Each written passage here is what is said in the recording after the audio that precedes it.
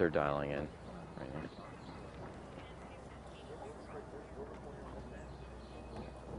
Come on up here, guys. All right, good deal. Yeah. All right, good morning, everybody. I know we're maybe a few minutes early, but I know you've got a lot on your plate today, so we'll go ahead and get started. First of all, thank you for coming. I'm Vic Reynolds. I'm the director of the Georgia Bureau of Investigation. I know you got a lot on your plate and a lot of places to go, so I'll be relatively brief. I want to make just a few comments, and then we'll certainly entertain some questions on things that we can answer today. As all of you are aware by now, yesterday evening, agents from the Georgia Bureau of Investigation effectuated an arrest on two individuals, Greg and Travis McMichael, charging them with both felony murder and aggravated assault in regards to the killing of Ahmaud Arbery back in February of 2020 here in Glenn County. We became involved in this case late Tuesday evening, approximately 9:30 or so, when we were formally requested to get involved, and we hit the ground running pretty hard Wednesday morning, and I'll talk a little bit about what the agents did in a moment. But I did want to take a few minutes today and give some appreciation to some folks and agencies that have been involved in this and have helped us. First of all, we want to, of course, extend our deepest condolences to the Arbery family. We also want to take a moment to thank them. One of the last things you want to do in a circumstance of this nature on a case certainly that's been around for a period of time is to ask anybody, particularly a victim's family, for patience. It's difficult to do, but they were gracious in extending that patience to us, and we appreciate that on behalf of the Bureau.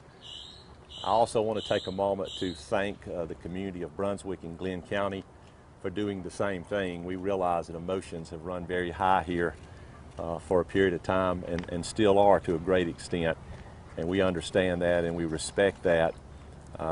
When I spoke from the GBI headquarters Wednesday morning, I also extended a request to this community asking them for some patience and understanding to us as we became involved in the investigation. And they certainly have done that, and I can't begin to tell you how much our agents, how much our agency, and I know I speak on behalf of the governor, how much he appreciates it as well, the graciousness and patience extended to us by a community that's emotionally worn pretty thin right now. So I appreciate what they've done for us. I also want to take a moment to thank the district attorney assigned to this case, Mr. Didnt. Appreciate his assistance throughout our investigation to this point. Thanking him for being available and for answering legal questions on our behalf. I want to thank the Glenn County Sheriff's Department as well. They were cooperative with us and extended some assistance yesterday during the effectuation of the arrest. We certainly appreciate Sheriff Jump and his involvement. I also want to take a moment to thank some of the people behind me and some of the people who are out in the audience today, and that's the agents of the Georgia Bureau of Investigation who have been involved in this case. Again, giving you just a brief timeline, we were officially requested to become involved late Tuesday evening when Mr. Didnt and I had a conversation, probably about 9:30 or so that evening. He graciously requested us to come in, and we immediately accepted that request. I advised him that we would hit the ground running very hard Wednesday morning. So about 10 o'clock Tuesday night, I relayed that request down the chain of command to the Deputy Director of Investigations, Scott Dutton, who is standing up here with me to my left. And then Deputy Director Dutton began putting together a team to begin the investigation from our perspective early Wednesday morning. Sometime during the morning hours of Wednesday, we were able to secure our hands on the file, the investigative file, which had been done previously, and the agents spent the rest of that day pouring through that file to make sure they understood what had been done in the case and what they thought needed to be done in the case, reviewing interviews and things of that nature.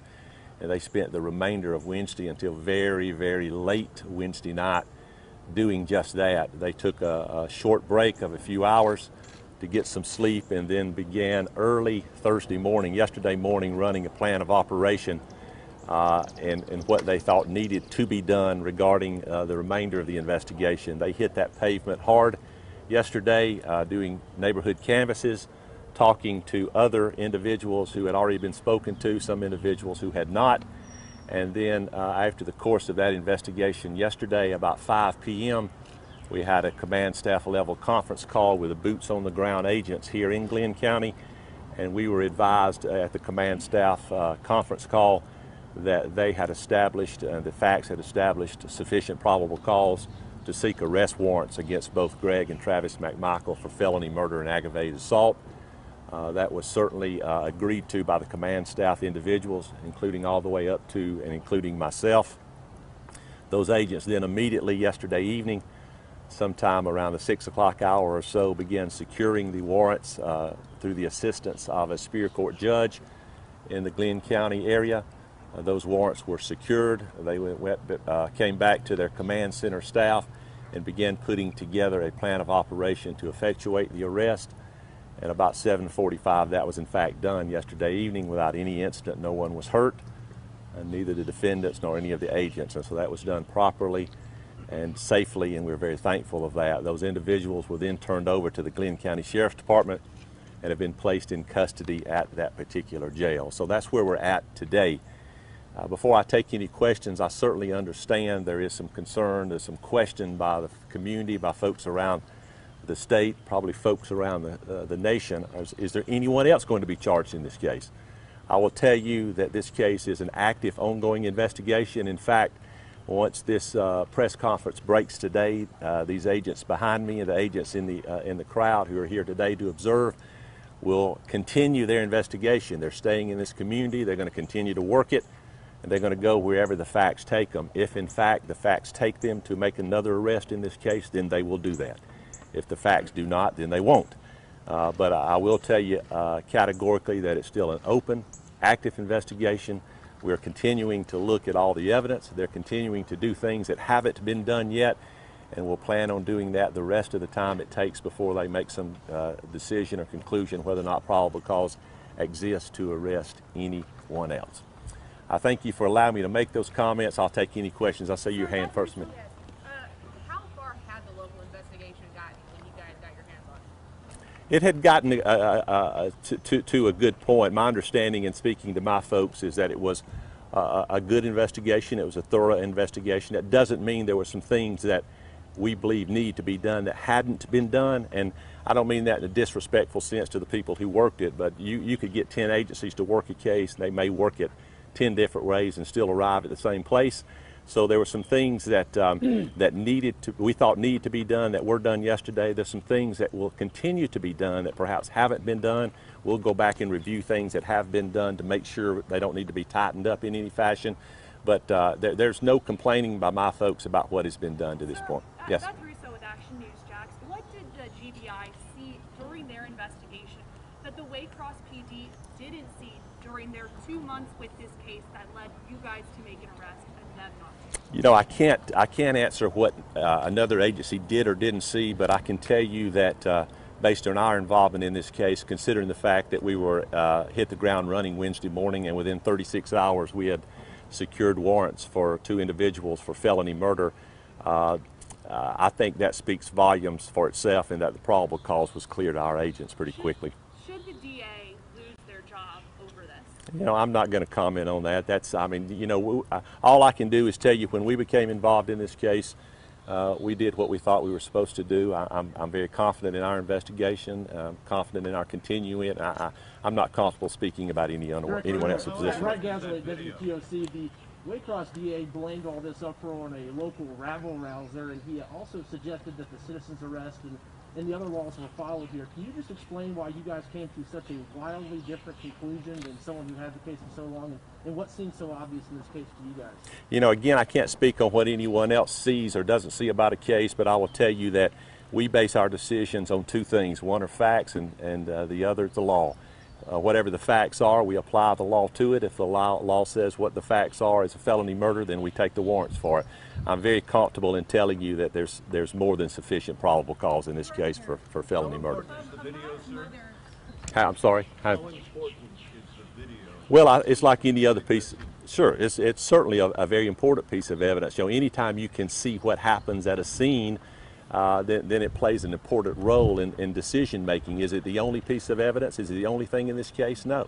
But is it important? Absolutely.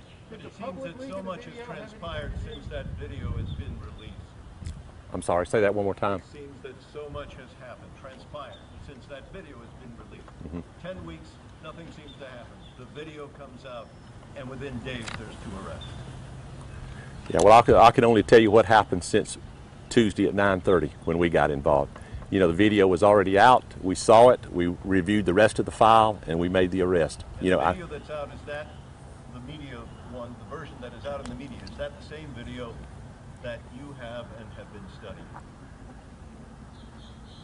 To my knowledge, it's the same video, yes, sir. And Mr. William, what will happen to him? Mr. Who? Brian Williams. Don't know yet. You know, we're going to go wherever the evidence takes us. Let's say hypothetically, if we believe tomorrow or in a week or 3 weeks there's probable cause for an arrest, then we'll do it. If we don't believe there is, then we won't. I don't mean to be that simplistic or that flippant, but that's the way it is with us. We don't, you know, we base our decisions strictly on facts and evidence, and that's exactly what we'll do in this case. Without Director the Reynolds, video, let me ask you. men be free. Are you investigating the person who shot that video? We're investigating everybody involved in the case, including the individual who shot the video. Yes, ma'am. Director, Without the video, attorney these claimed 2 men that. be free right now. I don't know. I can't comment on that. I can only tell you that when we got involved in the case, we look at what's available to us. If the video wasn't available to us, then we'd look at everything else. Whether or not we'd be at a point of probable cause, I don't know. Would you guys be involved if it weren't for this video that surfaced this week on social media? I don't know. We only become involved. The one thing about our agency, we can only statutorily become involved when we're asked to become involved. You know, and we don't work off of a timeline. In a perfect world, would we prefer to have been asked to become involved in February? Of course. But sometimes it isn't a perfect world. So we have to deal with the situation as it's placed in front of us. Yes, sir. Yeah, Director, when you say you're going to continue investigating, will that expand to the Glenn County Police Department and also the DA's office? It will only expand to what's relevant to this murder investigation. We've been asked to conduct a murder investigation. That's what we're conducting. Yes. Director, you said Ahmaud's mother had said that the original story she was told by Glenn County Police was that her son was seen in an act of burglary and that the homeowner was the one that confronted him and shot him. That's not the case. You can see that from the video. Are you looking into Glenn County investigators and their investigation and whether or not they were presenting the accurate information to the parents and whether or not they were doing a thorough investigation? The only way I can answer that is to tell you that anything that's relevant to the murder investigation we're doing, we will look at. If it's relevant to the murder investigation, which is what we've been asked to do and is what we're doing, then we'll look at it. If it isn't relevant to that issue, then we won't. Are you concerned that you became involved? Are you concerned that you became involved in the case so late and that it took more than 10 weeks for an arrest to be made? Are you frustrated by the delay, the 10-week delay, in when this happened and when an arrest was made? Well, again, I'll preface it by saying what I said a moment ago. The way we look at cases, if we can become involved in a case when there's still an active crime scene, when something just happened, that's always better for my people. It always is, because we're not reinventing the wheel. We're not depending on what someone else done. We're starting with what we do from the beginning. And so in a perfect situation, that's the best way to get the GBI involved. But again, if I told you this was the first time we ever came in late in the case, it wouldn't be true. It's happened before. And so, you know, my folks, I think, have done a tremendous job considering when they got involved, how, and the time they got involved to do what they've done to this point. But I would be foolish to tell you that things wouldn't be better for us as an agency if we didn't get involved very, very early in a case. Director Reynolds, the attorney that apparently leaked the video said that it's the full unedited video. And have you been able to confirm that? And also, is it the only video that your office has seen of the shooting? Well, I'm not comfortable talking about a whole lot more evidence about the underlying case at this point because we're not through with the investigation. We've obviously observed the video that we have. Whether or not there are any additional videos, I don't know of any, but regarding the link, the editing, anything of that nature, you know, we have our experts looking at it and we'll make that decision down the road. Right now, I'm not comfortable speaking on it. Yeah, right. I've got a question for the prosecutor, Mr. Durden, if I may. You will be the one prosecuting this case. You don't mind stepping up? Sure. Can you weigh in on these charges? your role in this prosecution and the case moving forward, taking it to a grand jury, etc.?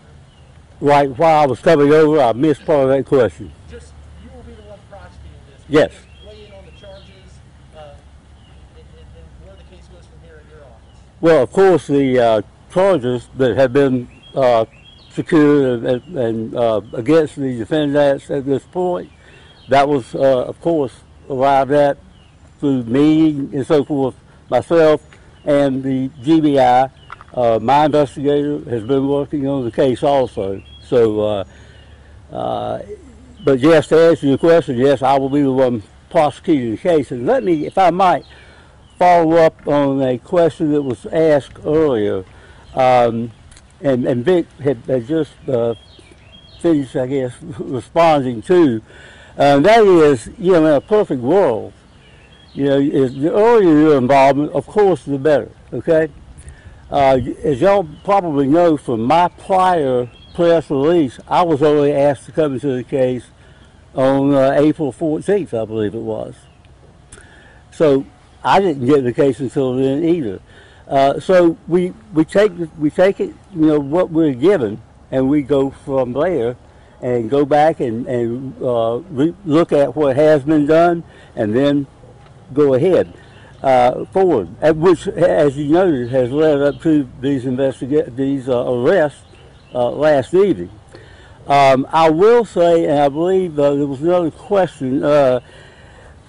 As far as the GBI's involvement and so forth, I will say this, that there were and continue to be some new developments in the case, okay? And the GBI, and my thanks to the GBI for their involvement and their response and helping me, okay?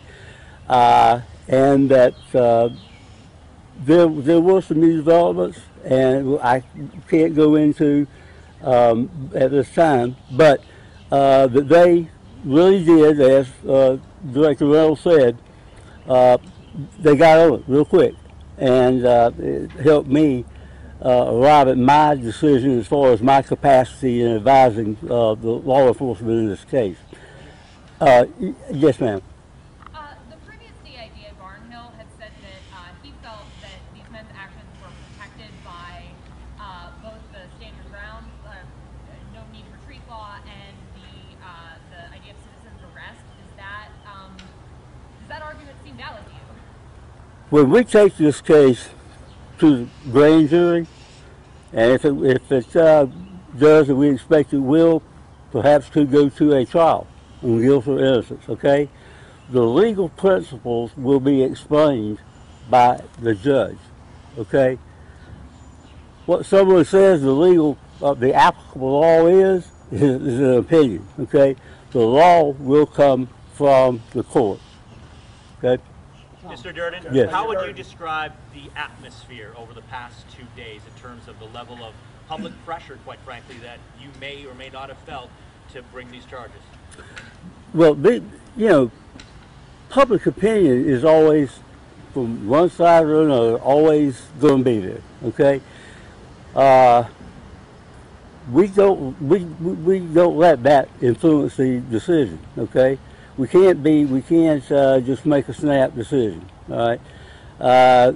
So I understand the public opinion out there. I understand the sympathy, and I will echo something that the director said in extending. I have done this, and my victim staff at my office has done this in our condolences to Mr. Arbery's mother and family.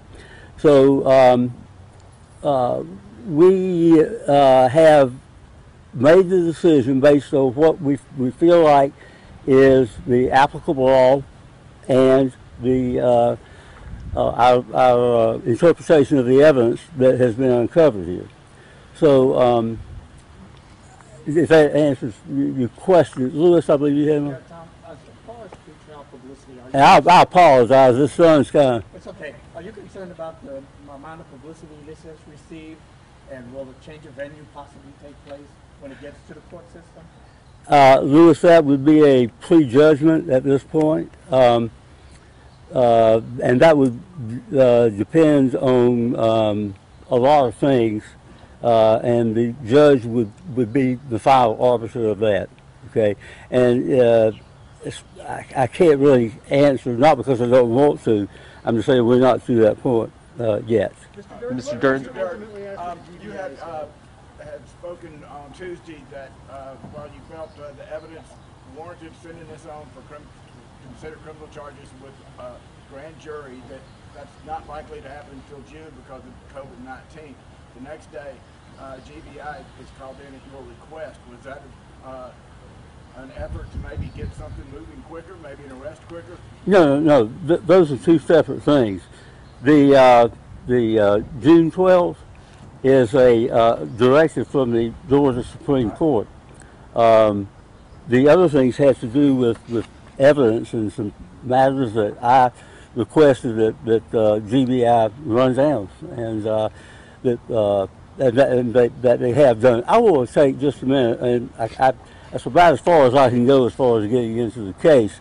In fact, I told Vic I was going to be brief, and sometimes as we lawyers are, maybe we're not. But I want to thank one other group, and that's the Prosecuting Attorneys Council in Atlanta. They have given me a great deal of help as far as legal advice and so forth in the case, and I just want to recognize that organization also. And thank you for your question. Just a couple. Okay. Yes. Director, you are a former prosecutor yourself. Can you talk and give your opinion as to why this is a good or appropriate case to prosecute, in your opinion, after the facts? Well, sometimes I have to make sure I'm taking off my former prosecutor's hat and putting on the investigator's hat. But the only thing I can tell you that from the GBI's perspective, and I kind of entertained both your question and the question of this gentleman a moment ago, I can tell you without any hesitation that regardless of the amount of social media, regardless of the amount of the mainstream media attention, regardless of the emotion, regardless of a supposed timeline, none of that matters to the GBI. It doesn't matter who the person is. It doesn't matter who the victim is. It doesn't matter who potential defendants are. All it matters is what the facts tell us. And so when we get into any case, certainly a case of this nature, our goal, first of all, is to see and find, number one, what are the facts? Then once we find those facts, number two, we apply the law to those facts. In this case, doing that relatively quick because, again, some of the investigation, a good portion of it was already done. We applied the law to the facts in this case and came up pretty quickly with a solid belief that there's sufficient probable cause to charge the McMichaels with felony murder and aggravated assault. I can tell you that if we didn't believe it, we wouldn't have arrested them. If we believe it, then we're going to put the bracelets on them, and that's exactly what we did yesterday evening. And so this case, when it is handed over to Mr. Durden for ultimate prosecution, will be complete. It will be done, and every stone will be turned over. I promise you. One more question. One more question. Charges like hate crime charges. There's no hate crime in Georgia. There isn't. It's one of the, I think, 4 or 5 states left in the union that doesn't have a hate crime. So that would not be anything. I don't know. I think with the emergency order in the court system, that's going to be something that the lawyers have to deal with. You know, the GBI won't be involved in setting hearings. That'll be done through the lawyers. I don't know if the gentlemen have counsel or not, but once they do, that'll be secured then. Thank y'all. I appreciate you so much. Thank you so much. Is that good, Nellie? All right. Thank y'all.